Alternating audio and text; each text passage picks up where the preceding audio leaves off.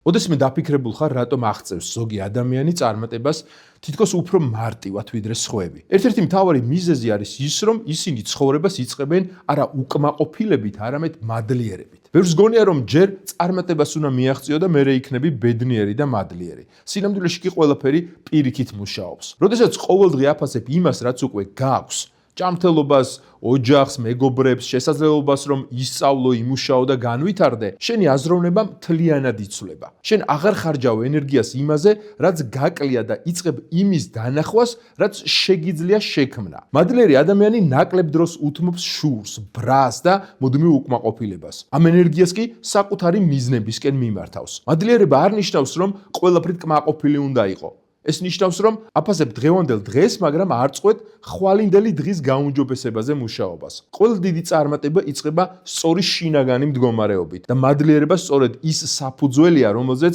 დისციპლინა, შრომა და წარმატება შენდება. არ დაგეზაროს და ჩამოწერე 3 რამ, რისთვისაც მადლიერი ხარ. შეიძლება ეს ძალიან პატარა ნაბიჯად მოგეჩვენოს, მაგრამ სწორედ ასეთი პატარა ჩვევები ცვლის ადამიანის აზროვნებას და როდესაც აზროვნება იცვლება გადაწყვეტილებებიც და შესაბამისად შედეგიც. დაიმახსოვრე, წარმატება იწყება იმ მომენტიდან, როდესაც აფასებ იმას, რაც უკვე გაქვს და ამავე დროს არ წყვეტ ბრძოლას იმისთვის, რაც ჯერ კიდევ წინ არის.